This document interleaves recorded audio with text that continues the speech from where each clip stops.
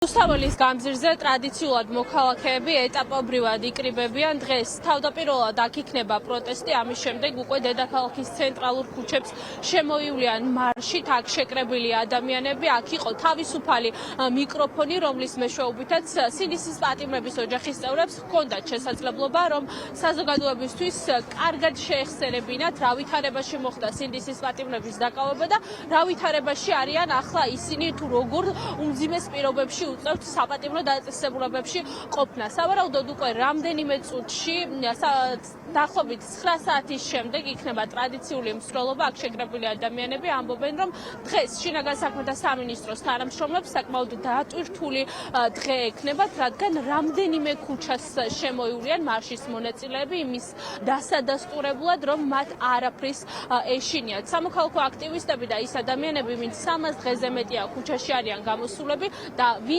მათ შორის პენსიონერები, ვინც გამოიარეს დაკავებების სერია და რამდენიმე დღის განმავლობაში იყვნენ საპატიმრო დაწესებულებაში, ამბობენ, რომ მათ არ ეშინიათ ამ დაკავებების და ისინი ტრადიციულად გააგრძელებენ პროტესტს დედაქალაქის ცენტრალური ქუჩიდან.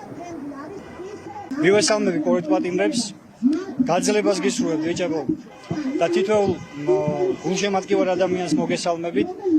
ხოდა ესე იგი დღეიდან 26 ნოემბრის ჩათვლით თითო დღე მიეძღვნება თითო თემატურ ჯგუფს, მაგალითად ვეტერნებს, მაგალითად ყოფილ საჯარო მოხელეებს, მედიას, მათ შორის. დღეს, როდესაც ასეთი რეპრესიების წინაშე ვართ, ჩვენ ვაჩვენებთ ჩვენს მოსახლეობას, მოქალაქეებს, თან მსოფლიოს, რომ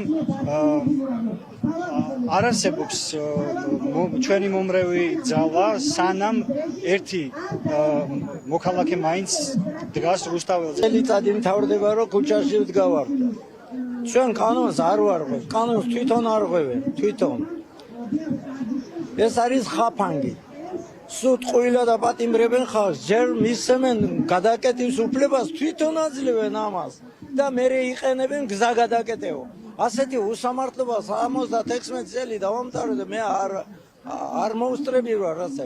იქ თეთრზე ამბობენ შავს და შავზე თეთრს ამბობენ და გინდა თუ არა უნდა დაუჯერო. ერთი წელი გავიდა. გამოვფიტავ ვიზახო და ვიძინა იმან, გამოგფიტავთ. არ გამოვიფიტეთ, აქ ვდგევართ და ბოლომდე ვიქნებით. ეშინიათ სიმართლის პირველ რიგში, ჩვენ მართალ მხარეს ვდგავართ.